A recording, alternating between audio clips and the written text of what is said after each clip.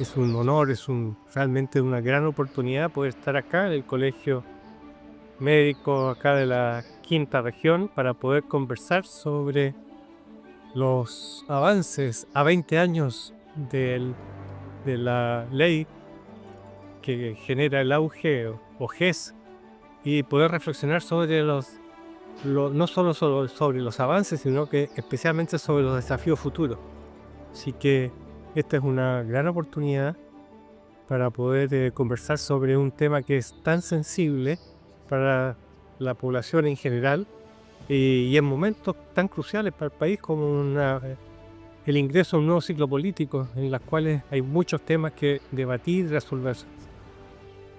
Bueno, el régimen de garantías en salud es una iniciativa que ya a 20 años se ha consolidado en el corazón de las personas. Son más de 15 millones de chilenas y chilenos que se han beneficiado. Es un avance claro en temas de equidad y de mejora de acceso, pero sin duda está todos los otros problemas de salud que no están dentro del régimen de garantías, y eso se expresa en las vergonzantes listas de espera por consultas de especialidad y por cirugía que no están dentro del régimen y que no han sido abordadas de manera integral, y esto está obligando a que el país tenga que ver la forma de generar los acuerdos políticos, la voluntad para poder resolver esos temas que no están incluidos dentro del régimen de garantía. Por lo tanto, hay desafíos pendientes que nos obligan a que existan decisiones que vayan a resolver los aspectos que todavía no se han podido enfrentar de manera ya radical y ofrecer soluciones en esos otros ámbitos.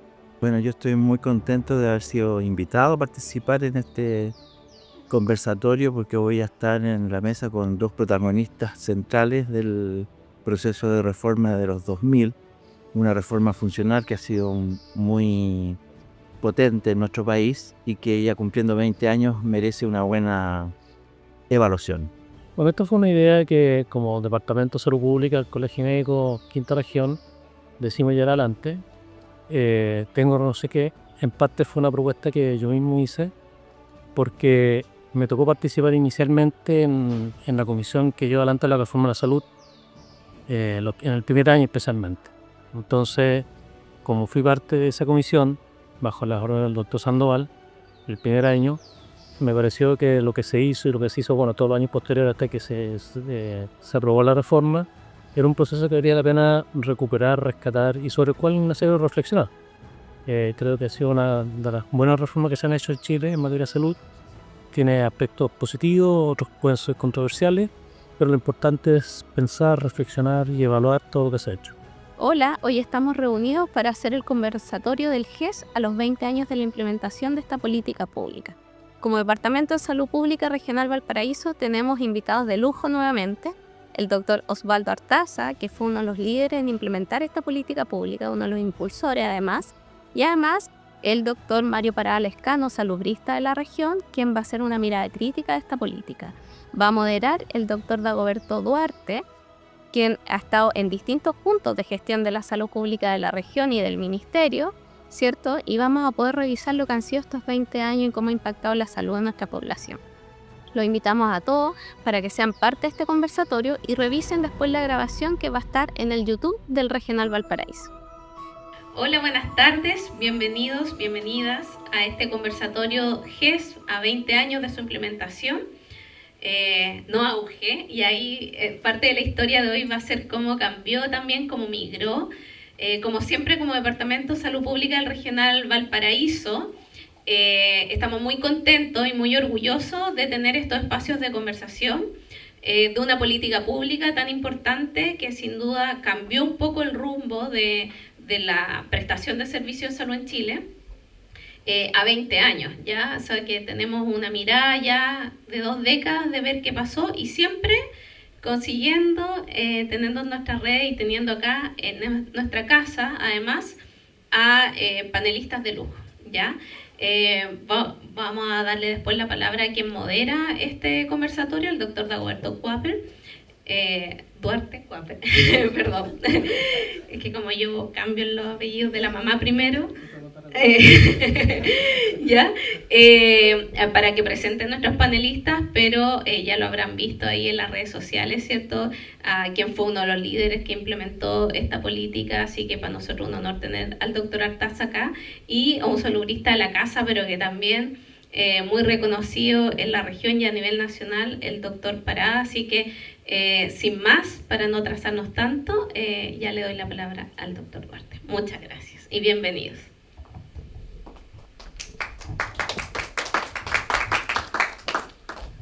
Muchas gracias, Lorna. Efectivamente, el Departamento de Salud Pública decidió hacer este conversatorio después de 20 años en que se comenzó las reformas a la salud. Yo creo que una de las grandes reformas que se hizo a comienzos de este siglo y que ha tenido mucho efecto, ha tenido mucho impacto, tanto positivo y otros pueden ser controversiales, pero que está ahí, está instalada y sigue aún ampliándose, sigue mejorándose. Hace pocos días atrás salió un nuevo decreto incorporando 3 nuevos problemas de salud a la patología de la ORGE, lo cual significa que es una reforma que está viva, ¿sí? Y no solamente está viva, sino que involucra de alguna forma a todos y todas las trabajadoras del sector salud. Por eso consideramos conveniente y bueno hacer una reflexión en torno a esta reforma, y para eso tuvimos la posibilidad de invitar al doctor Osvaldo Artaza, quien gentilmente accedió a estar con nosotros y que fue una de las personas líderes en la tramitación y puesta en marcha de esta reforma. El doctor Artaza es médico, estábamos conversando recién, fue general de zona en Mulchen, por lo tanto ha tenido toda una historia ligada a la salud pública. Fue director del Hospital Carlos Maquena, fue consultor en la OPS durante un tiempo, fue también director del Hospital de Valdivia y actualmente es decano de la Facultad de Medicina de la Universidad de las Américas, ¿no? Y él, como les digo, ha accedido a compartir con nosotros su vivencia y su experiencia respecto a esta reforma. También nos acompaña el doctor Mario Parada, que es de la quinta región, muy conocido en la quinta región, pero no solamente en la quinta región, yo creo que también en otros ámbitos mucho más allá, también muy conocido tanto en el resto del país como también en América Latina. También ha tenido algunos pasos por la OPS. Actualmente él está a cargo del Departamento de Salud Pública, del Magíster de Salud Pública de la Universidad de Valparaíso, en nuestra región. También ha tenido unos cargos dentro del sector público. Hace poco tiempo atrás estuvo como ocupante a cargo de Seremi de la quinta región. Bueno, son 2 visiones que vamos a compartir, sobre las cuales vamos a dialogar, de lo que sí, como les decía, una de las reformas más importantes de comienzo de este siglo en el sector salud.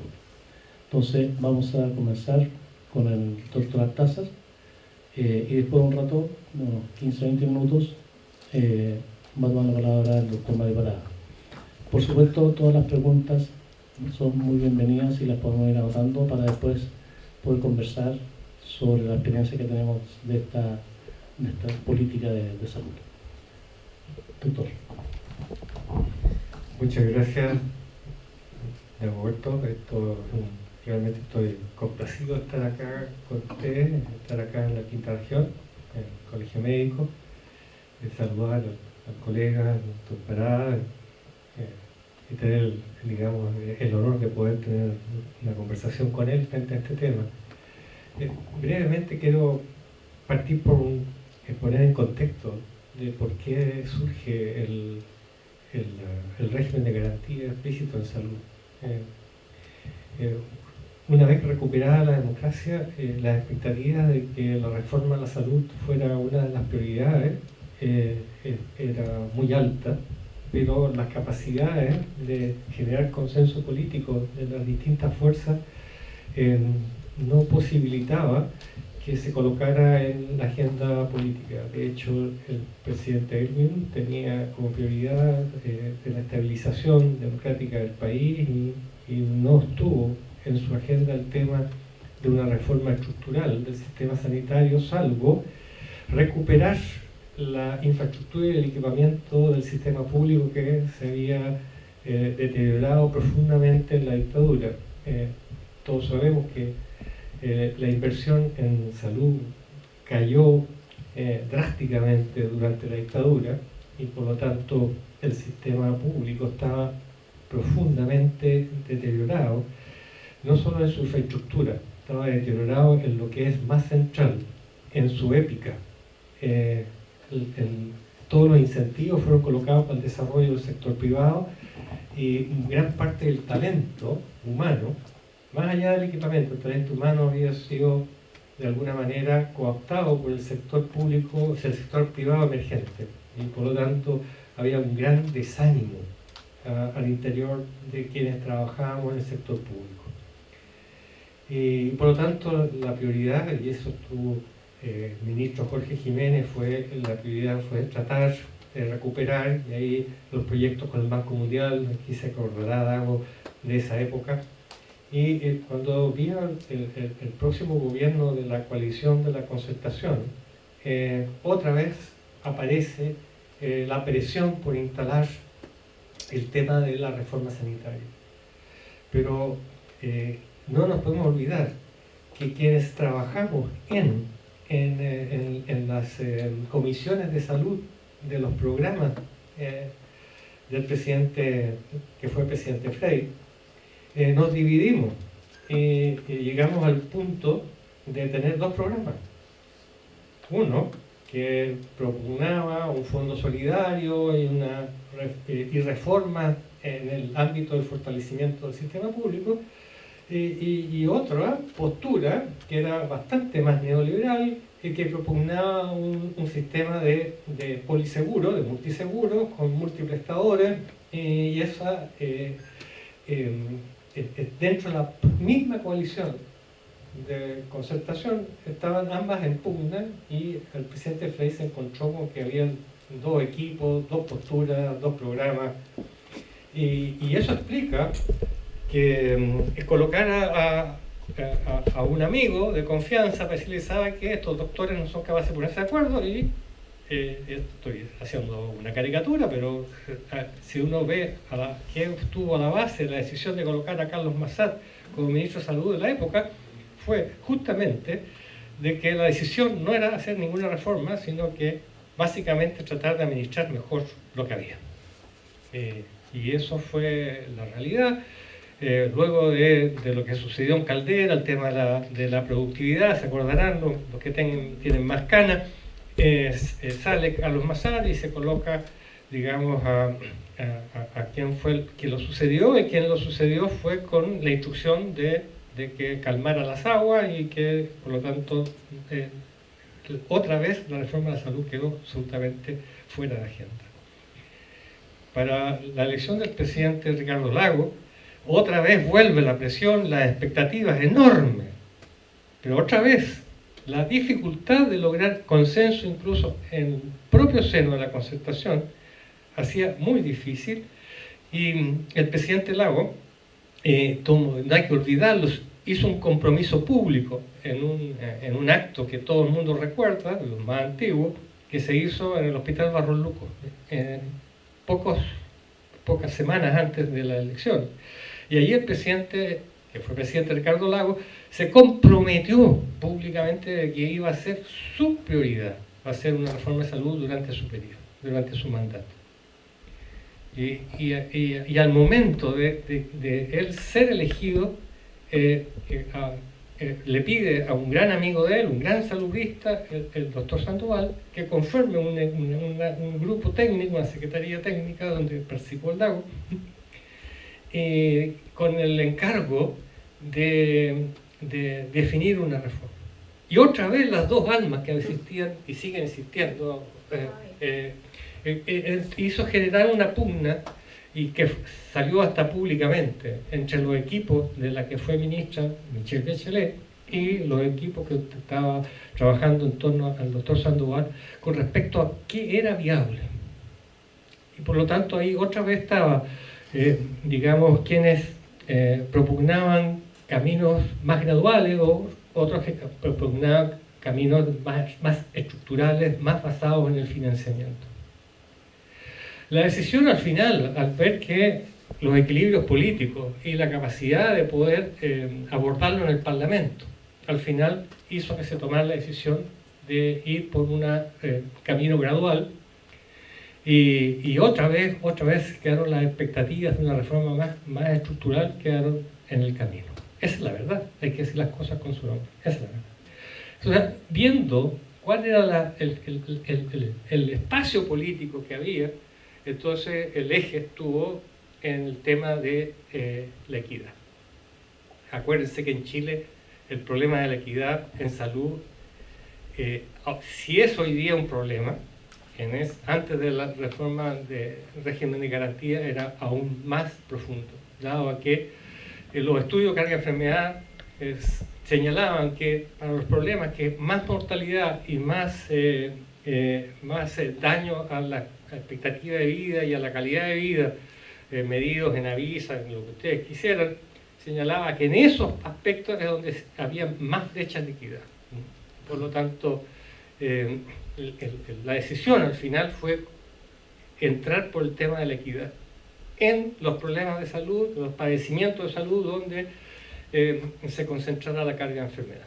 Y por lo tanto eso explica, y ahí Dago se recuerda muy bien que hay estudios que se hicieron en esa época, estudios de carga de enfermedad, donde la Jimena Aguilera tuvo un papel re importante, y un grupo enorme de salubristas que estuvieron trabajando sobre carga de enfermedad y sobre las brechas de equidad, fue lo que determinó entonces los primeros padecimientos que ingresaron al régimen de garantía.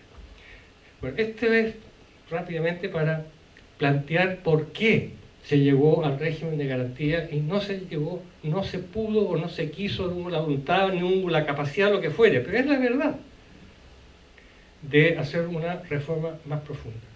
Reforma más profunda que hasta el día de hoy hemos sido incapaces, hay que reconocerlo, hemos sido incapaces. Y hay solo recordar el fracaso enorme que se tuvo para digamos, la reforma constitucional del apruebo, donde evidentemente ahí parecía que había una posibilidad de hacer una reforma profunda. Y el fracaso lo conocemos. Entonces, con esto quiero terminar esta primera vuelta señalando de que el régimen de garantía en salud, con todas sus cosas buenas y todas sus limitaciones, porque las tiene, evidente, se explica por un contexto político bien específico, bien concreto, ¿ya? Y que tuvo una resistencia enorme. O sea, hay que recordar, y qué bueno hacerlo aquí, en la sede del Colegio Médico, la resistencia que tuvo el Colegio Médico. Yo quiero recordar que para mí fue un hecho muy emocionante que la doctora Ana María Arriagada, en un acto que hicimos para justamente conmemorar los 20 años y lanzar el libro que editamos en la Universidad de las Américas con respecto a los 20 años del auge, la doctora Ana María Arriagada hizo un reconocimiento público con respecto a cuál había sido el papel que había jugado el Colegio Médico en esa época, y ella hace un análisis 20 años después, muy interesante, muy valioso, que efectivamente a mí en lo personal me emocionó profundamente.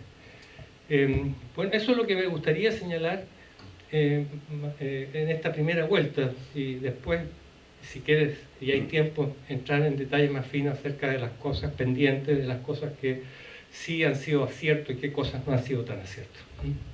Me parece muy interesante la perspectiva de esta primera intervención tuya en el sentido del contexto político en que se dio esta reforma. Yo creo que muchas veces se tiende a olvidar ese detalle y además muchas veces ni siquiera es conocido, ¿ya?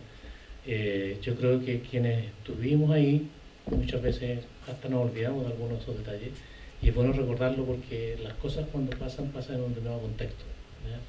Entonces yo creo que recordar ese contexto es siempre necesario cuando uno quiere replantearse qué cosas y cómo podemos seguir avanzando. Bien, doctor Mario Parada, ¿cómo hacer una presentación?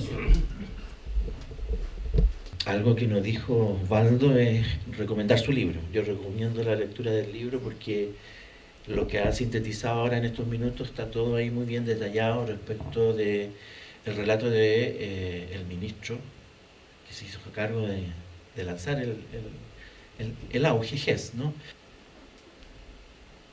Entonces siempre parto con las precauciones respecto a los conflictos de interés que yo puedo tener.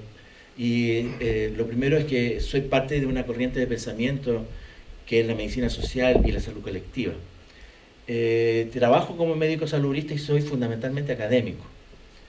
También soy parte de una agrupación que se llama UES por el Territorio, que somos una agrupación de académicos y académicas que está luchando por transformar la formación del pregrado de todas las profesiones de salud del país.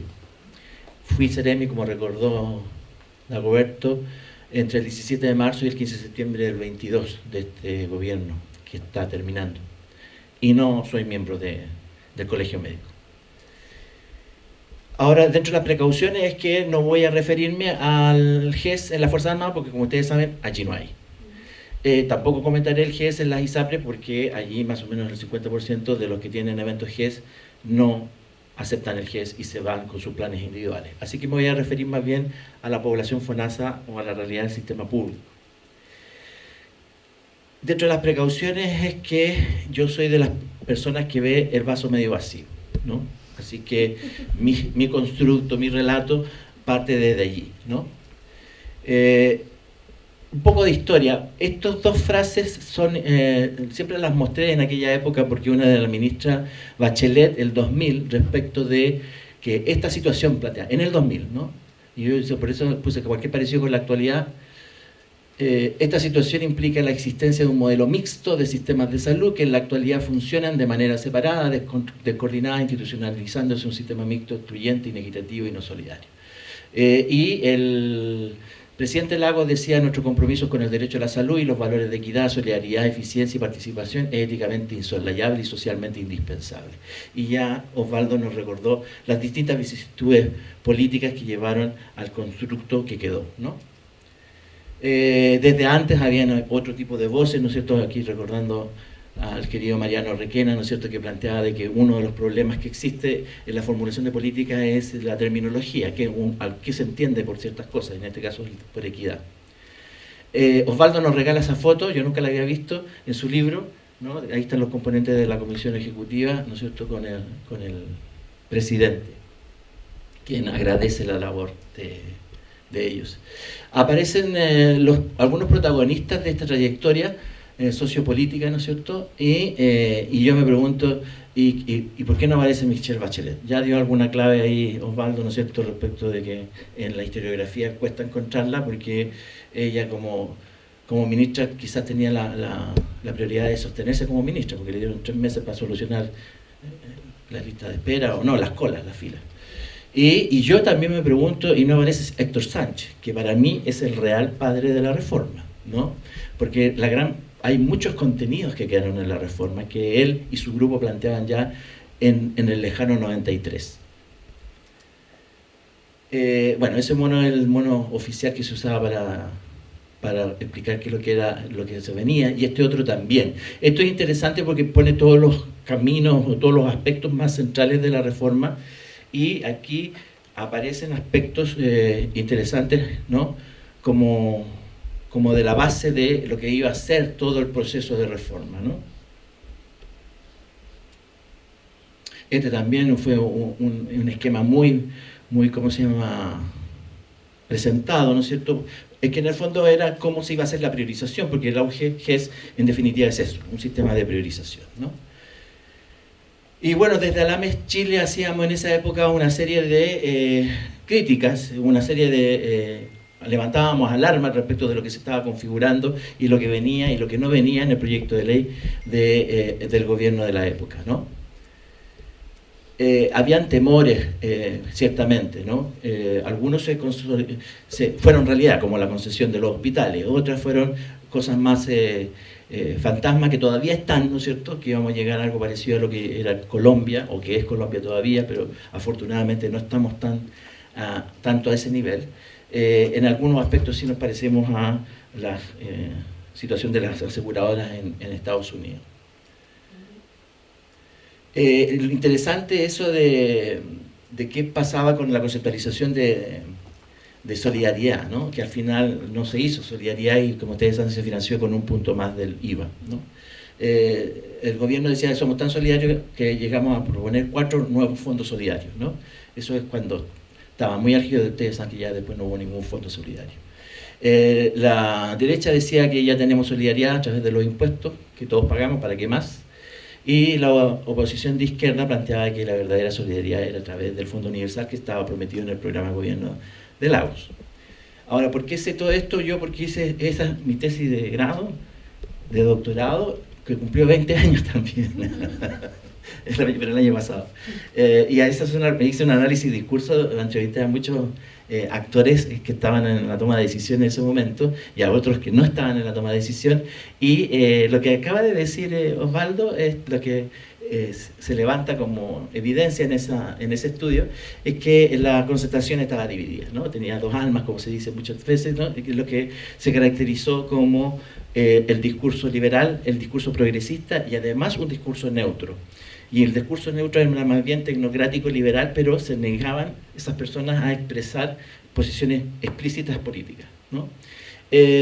Ahora, eso, como también dijo Osvaldo, es el discurso, es lo que ha pasado durante todo el siglo XX y sigue pasando en el siglo XXI, o sea, ninguna novedad. Después, respecto a... publiqué esto respecto al espejismo de la solidaridad en el financiamiento, porque eso fue una idea, pero terminó en nada, ¿no? No voy a detener. Y después vimos qué pasaba con el GES en la implementación aquí en la región. Y quizás lo más, resumiendo por el tiempo, me avisas, ¿vale? Que en los resultados que encontramos en un estudio mixto, Quanti-Quali, vimos que el auge GES no había cumplido cabalmente la finalidad de promover el acceso equitativo a la atención en salud, ¿no? En esa época, desde el 2014. Entonces, en ese tiempo nosotros relatábamos que las consecuencias positivas del GES eran que había mejoría en el acceso a la atención en eventos GES, había satisfacción de las personas con eventos GES, había mejoramiento de la gestión clínica en general, había mejoramiento del funcionamiento en red para los eventos GES, había mejoramiento de los sistemas de OIR, de reclamos y respuestas a esos reclamos, y aumento de la inversión en equipamiento del sector público. Pero también detectamos consecuencias negativas, como fue la augización de la atención en los 3 niveles, ¿no? O sea, se creó el fenómeno auge o GES, que creó su otra cara de la moneda, que es el no GES, ¿no? Que generó las listas de espera no GES, pero además empezaron a existir las listas de espera GES, que se suponía que no tenían que existir. Hubo despriorización de la promoción y la prevención en la atención primaria, hubo desincentivo al funcionamiento en red para todo lo que no era GES, hubo insuficiente inversión en infraestructura y equipamiento en el sector público, hubo aumento de las transferencias de dinero desde el sector público al privado, porque se empezó a comprar mucho más. El tema de la diálisis es bien interesante, dado que hoy día el 70% de las diálisis se hacen en entorno privado y son comprobadas desde el sector público. También hubo aumento de las primas en ISAPRE, ¿no es cierto? Y hubo pérdida de libertad de elección en los beneficiarios de ISAPRE. Ahora, un poco de actualidad, lo más respecto de la gran promesa del auge, que era la equidad, ¿no? Aquí, esto es lo que ha pasado con las cesáreas, partos cesáreas en el sector público y el privado, ¿no? Y como ustedes pueden ver, la tendencia es al alza. ¿Qué pasó en pandemia? Que seguíamos con problemas de equidad, en donde las tasas de mortalidad, esto a 100 días desde el primer caso del COVID, estaban claramente segregadas por nivel socioeconómico. Este es un estudio de MENA, en donde se ven las muertes atribuidas a COVID por cada 1000 habitantes según nivel socioeconómico, y en donde se ve claramente la relación entre estado socioeconómico y menor mortalidad, ¿no? Y por otro lado, esto ya saliendo del COVID, este estudio que es bastante señero respecto a la supervivencia medido en curvas de sobrevida Kaplan-Meier a 5 años para pacientes tratados con cáncer colorectal según el seguro médico en Chile, ¿no? Así según a qué seguro adquiere, ¿no? Y las diferencias respecto a que les va mejor, a los que siempre han ido mejor, están allí, ¿vale? Estos son de factores de riesgo, las diferencias por estado económico. Y esto es del GERACLANS, está recién publicado. Y aquí aparecen algunos datos interesantes. Ahí destaqué a Chile respecto a la elegibilidad de los servicios fundamentales, que se pueden elegir prestar en el 97%, pero la satisfacción es baja, más baja que el promedio de OCDE, y la protección financiera, ¿no? En Chile. A pesar de que el GES entregó gratuidad, allegó gratuidad y disminución de los gastos de bolsillo, siguen siendo la protección financiera un problema en Chile.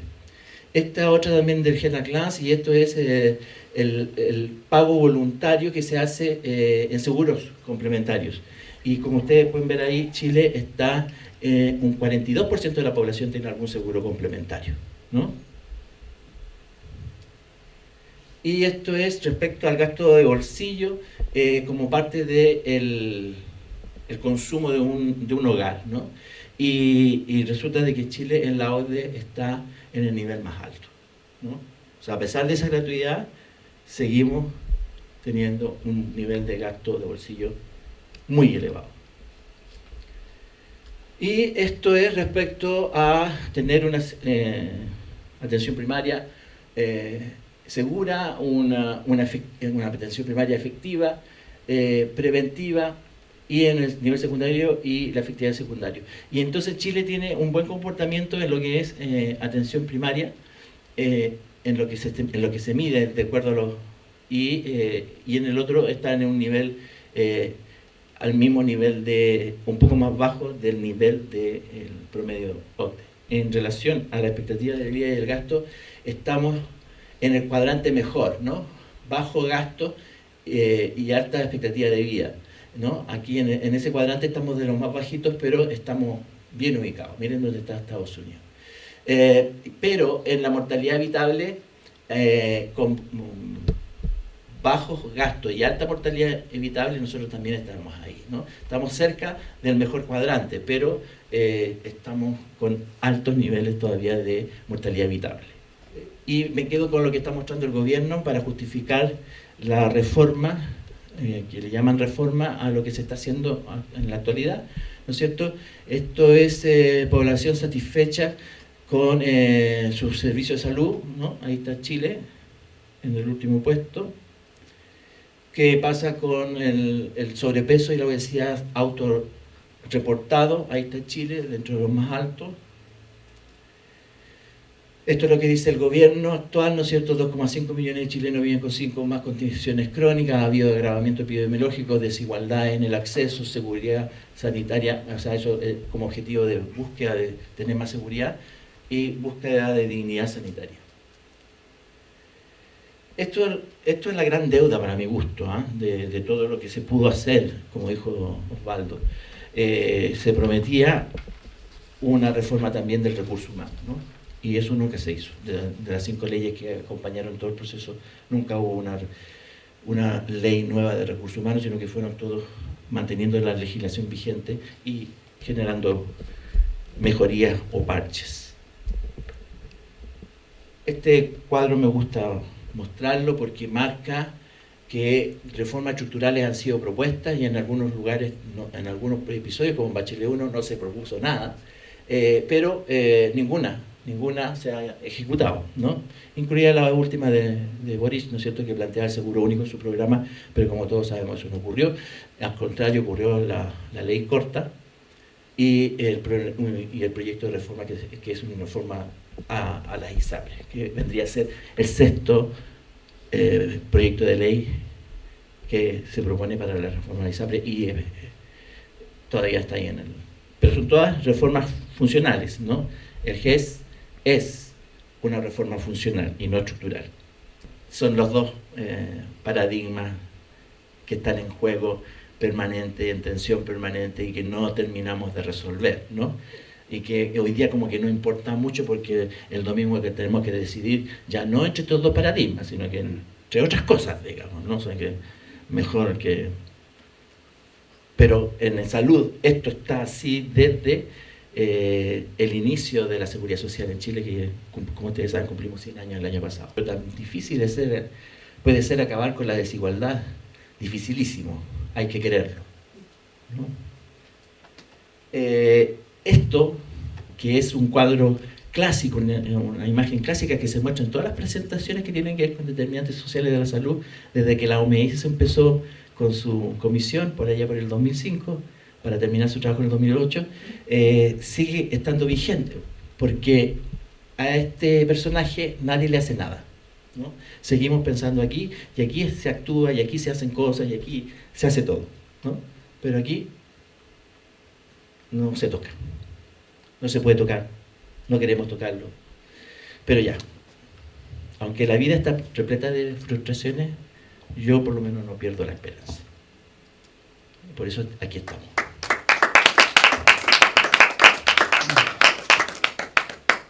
Bien, muchas gracias, Mario. Tenemos tiempo para seguir con nuestra conversación. Los invito a que si ustedes tengan alguna pregunta, comiencen ya a anotarla y para el tiempo que la podamos conversar. Pero primero quiero saber si Osvaldo quiere hacer algún tipo de comentarios sobre lo que dijo. ¿Sí? No, primero señalar que el 90% de lo que has presentado lo comparto y espero que algún día lo logremos. Lo que sí quiero hacer algunas precisiones. El tema de la equidad no lo vamos a resolver mientras el país siga con el nivel de desigualdad que hay. Los sistemas de salud son un espejo de lo que son, cómo está estructurado la sociedad. Así que creer que cambiando el sistema de salud vamos a terminar con lo que está determinado por el modelo de desarrollo es una ingenuidad. Por lo tanto, dicho eso, lo que el sistema de salud solo puede hacer es intentar remediar en parte y no otra cosa. Y eso hay que señalarlo con todas sus letras, porque si no es ingenuo, iluso, es voluntarismo, nada más. Eso es lo primero. Lo segundo es que hay que reconocer de que el régimen de garantías previsto en salud, con todos sus problemas, sus falencias, que nunca lo he idealizado y nunca lo voy a idealizar, se instaló como una de las políticas públicas más queridas por la ciudadanía. Eso es un hecho de la causa, junto con el Chile Crece Contigo. Yo creo que son las dos políticas sí, que ya se ha instalado y que ningún ciclo político va a terminar con él, sino todo lo contrario, va a tratar de enchularlo, mejorarlo, pero no de terminar, porque ya se metió dentro de las cosas, digamos, queridas y reconocidas y valoradas por la ciudadanía. Eso hay que asumirlo. Yo en lo personal, o sea, aunque veo la parte vacía, tengo que también ser justo de lo que significó. Yo quiero decirlo como médico, cuando yo era cardiólogo, porque después ya me dediqué a otras cosas, pero cuando era cardiólogo pediatra, que lo fui varios años, antes de que partiera el régimen de garantía, nosotros 500 niños al año eran los que fallecían. Y eso, con el régimen de garantía, se pudo resolver.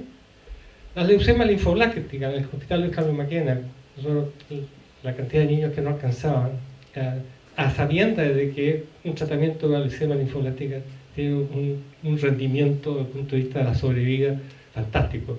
Más encima si se le asocia trasplante de médula ósea a las recaídas. Entonces, esas cosas sí pasaron con el régimen de garantía explícita de salud. Eso sí hubo un cambio.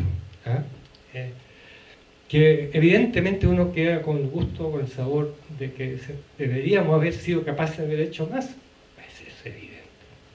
Y eso va a ser digamos, un desafío, y me gusta tu esperanza, un desafío, una esperanza que va a costar mantenerla, porque es por lo que se ve que se viene. Entonces, más allá de los pesares, vamos a tener que saber capaces, y sobre todo yo creo que quienes tienen pasión por la salud pública tienen que mantener viva la llama de la esperanza de que efectivamente se van a poder hacer cambios más importantes. Y me quiero detener 2 segundos en cuáles a mi juicio son las cosas clave. Lo primero es que Chile tiene que cambiar su modelo de desarrollo. Si no lo cambia, vamos a seguir teniendo la obesidad. La obesidad es porque la gente que no tiene recursos come como las peras. No es por placer, no es una elección.